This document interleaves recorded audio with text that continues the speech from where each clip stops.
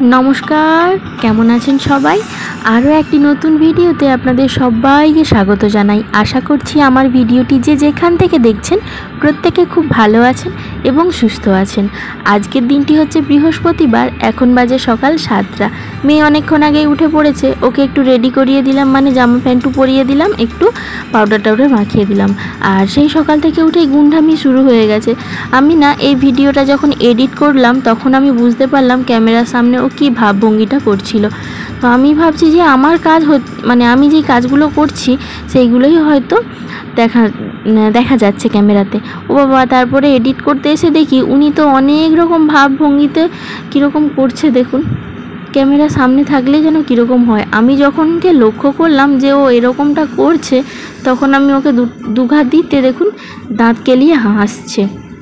মেয়েটা না ওরকম একটু ক্যামেরা দেখলেই সেখানে গিয়ে ভুরু নাচায়, তারপরে সেখানে গিয়ে দাঁত বের করবে, বিভিন্ন রকমের ভাবভঙ্গি করবে। আর সকাল সকাল উঠে ওর একটু আদর চাই, একটু কোলে নিতে হয়, দোলনায় দোলাতে হয়, অনেক রকম ব্যাপার থাকে। ওকে এই সমস্ত পুতুলগুলো দিয়ে দিলাম। ও এবার টুকটুক করে বিছানার মধ্যে সবাইকে জড়ো করে রাখবে। জানেনই তো যে ও আর ওর পুতুলেরা মিলে বিছানায় রাজত্ব করে, আমাদের সেরকম কোনো জায়গা থাকে না বিছানার মধ্যে। চলুন আস্তে আস্তে করে ঘরটাকে গুছিয়ে নিলাম, একটু ড্রেসিং টেবিলটাকেও মুছামুছি করে নিলাম। অনেক জিনিসই ছড়ানো ছিটানো হয়ে রয়েছে, তার কারণ হচ্ছে এখনও সেরকম জিনিসপত্র কিছু জোগাড় হয়নি যেগুলো আমি চাইছি ঘরটাকে ডেকোরেশন করার জন্য। বেশ কিছু ক্যালেন্ডারের কাটা অংশ এবং দেওয়াল চেটানোর বেশ কিছু চিট আমার মানে দেওয়ালে চেটানোর চিট কিছু লাগবে, যেগুলো এখনও আমার কাছে এসে পৌঁছায়নি আর কি। মেয়েকে একটু পড়তে বসিয়ে দিয়েছি, আর পড়তে বসিয়ে দিয়ে আমি একটু ভাতটা বসিয়ে দিলাম। তার কারণ ও একটু সকাল টাইমটাতে ভাত খেতে পছন্দ করে, আর ভাতটা খাইয়ে দিলে পেটের চাপ পড়ে, তাড়াতাড়ি হাগুও করে নেয়। না হলে ওর তো আবার হাগুর সেই সমস্যা ছিল, মানে এখন ভগবানের ইচ্ছায় হাগুটার আর কোনো সমস্যা নেই। আমি যে কি খুশি যে ও রোজ রোজ হাগু করে দেয়। শুধু তাই নয়, এর পেছনে অনেক কারণ রয়েছে, সেটা একটু পরে আপনাদের দেখাচ্ছি। তবে আমি যদি বসে থাকি ও না পড়তে চায় না, আমি যদি সরে যাই এসে দেখি ঝটপট ঝটপট করে সমস্ত কিছু লিখে ফেলেছে। আর আমি যদি বসে থাকি বড় বড় করে লিখে লিখে বলবে মা মুছে দাও, মা মুছে দাও, বারবার করে এটাই বলতে থাকে। যাই হোক, ও কিন্তু লেখালেখিগুলো সুন্দরভাবে নিচে বসে বসে করে নিলেও পড়াটা আপনি ওকে দিয়ে কখনোই নিচে বসিয়ে করাতে পারবেন না। পড়ার জন্য ওকে দোলনাতে দুলতেই হবে। দোলনাতে দুলে দুলে সেই রাত্রিবেলা 9টা সাড়ে 9টার দিক পর্যন্ত অনেক সময় ধরে বসে বসে না আপনি যা পড়াবেন তাই ও পড়ে নেবে, সেটাই বলবে, যদি ওকে দোলনাতে তুলে দেওয়া হয়।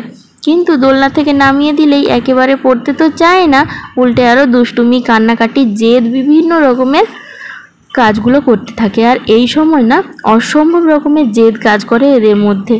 আর এমনিতে আমার মা বলে দিয়েছে যে বাচ্চা যেখানে বসে পড়তে চাইবে সেখানে বসেই পড়াবি। দোলনাতে বসে যদি পড়তে চায়, কি কোলে বসে পড়তে চায়, যেখানে বসে পড়তে চাইবে এই ছোট অবস্থায় সেখানে বসে যেন আমি ওকে পড়াই।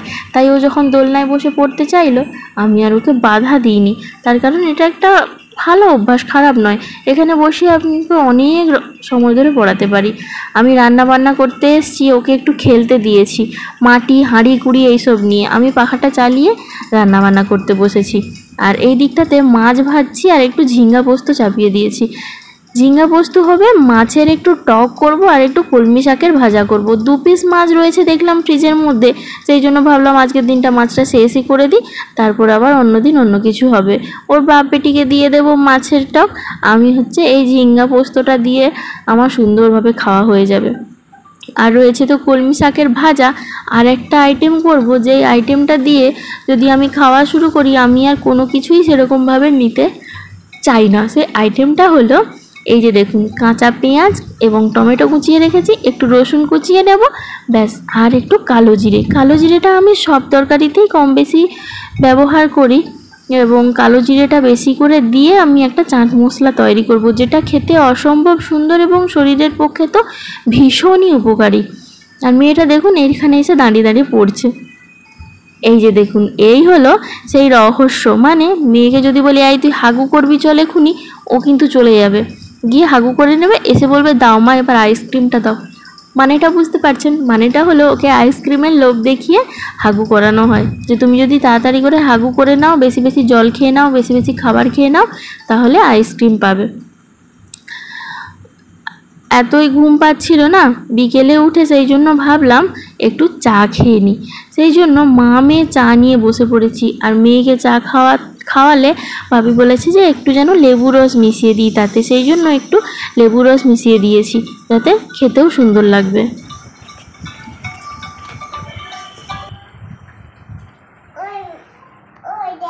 ওই বল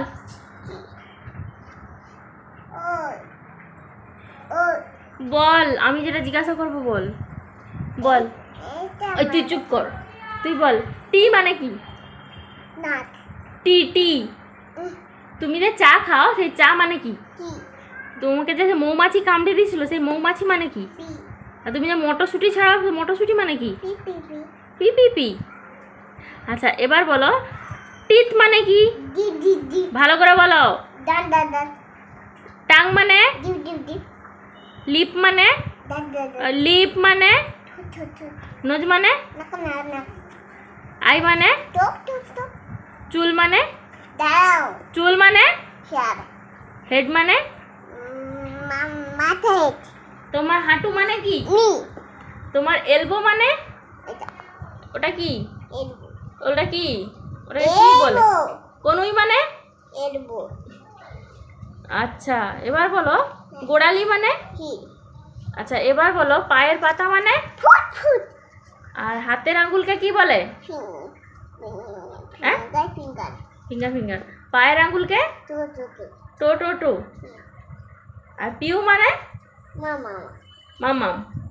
পিউ মানে এই যে বদমাস। হাউডি। আর ওই পামকিন মানে সরি ওটা নয়। আচ্ছা বৈতাল মানে? বৈতাল মানে? ঘ্যাট। বল বৈতাল মানে? ভালো করে বল।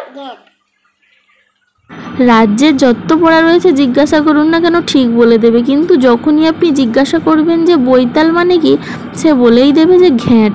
কেন জানি না, ছোটোবেলার থেকেই এরকমটা বলে আসছে। আজকের মেনু হচ্ছে এই যে ডিমের ঝোল আর ভাত। তো যাই হোক, আজকের ভিডিওটি তবে এই পর্যন্ত। আপনাদের সাথে দেখা হবে খুব শীঘ্রই আমার পরবর্তী আরেকটি ভিডিওতে। আপনারা সবাই ভালো থাকবেন, সুস্থ থাকবেন, সাবধানে থাকবেন এবং ভিডিওটি কেমন লাগলো অবশ্যই জানাবেন। সবাই ভালো থাকবেন, সুস্থ থাকবেন, সাবধানে থাকবেন।